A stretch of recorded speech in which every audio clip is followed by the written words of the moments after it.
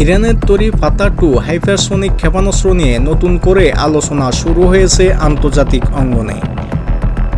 সামরিক military watch ম্যাগাজিনের এক প্রতিবেদনে বলা হয়েছে, এই ক্ষেপণাস্ত্র বর্তমান বিশ্বে প্রচলিত আকাশ প্রতিরক্ষা ব্যবস্থার জন্য বড় চ্যালেঞ্জ হয়ে দাঁড়িয়েছে।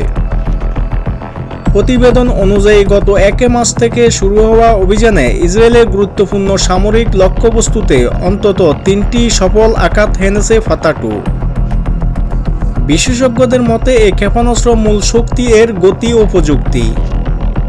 এটি শব্দের 10 গুণ গতিতে ছুটতে পারে এবং আকাশে চলার সময় দ্রুত দিক পরিবর্তন করতে সক্ষম। ফলে রাডার ও ইন্টারসেপ্টর সিস্টেমের জন্য এর গতিপথ নির্ধারণ করা অত্যন্ত কঠিন হয়ে পড়ে। ইসরায়েলের শীর্ষ প্রতিরক্ষা প্রতিষ্ঠান রাফায়েল অ্যাডভান্সড ডিফেন্স সিস্টেমের এক কর্মকর্তা আগে স্বীকার করেছিলেন, এর উচ্চগতি ক্ষেপণাস্ত্র মোকাবেলা করা বর্তমান প্রযুক্তিতে অত্যন্ত জটিল। সামরিক বিশ্লেষকদের ধারণা, হাইপারসনিক প্রযুক্তি এই অগ্রগতি মধ্যপ্রাচ্যের সামরিক সমীকরণে নতুন মাত্রা যোগ করেছে। ইরানের ফাতা-2 ক্ষেপণাস্ত্র যুদ্ধের পরিস্থিতি যে কোনো মুহূর্তে পাল্টে দিতে পারে। নিউজ ডেস্ক, আন্তর্জাতিক দুনিয়া।